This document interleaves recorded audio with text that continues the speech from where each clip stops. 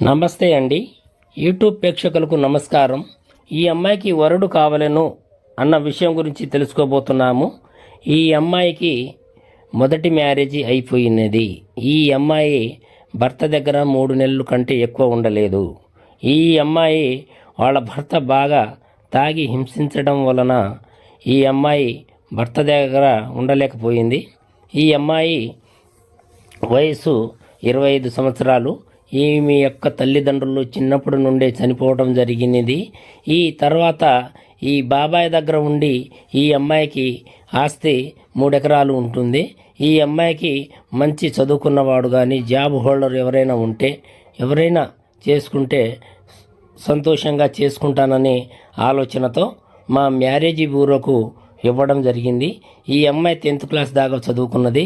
ఈ అమ్మాయి యొక్క వయసు 25 సంవత్సరాలు. ఈ అమ్మాయి మంచి వాడు ఎవరైనా ఉంటే చేసుకుంటాననే ఆలోచనతో మా మ్యారేజ్ బ్యూరో తెలుగులోడికి ఇవ్వడం జరిగింది. మీరెవరైనా పెళ్లి చేసుకోవాలని చెప్పి ఆలోచనతో ఉంటే ఈ నెంబర్కు ఫోన్ చేసి మీ యొక్క అడ్రస్ పంపించగలరు.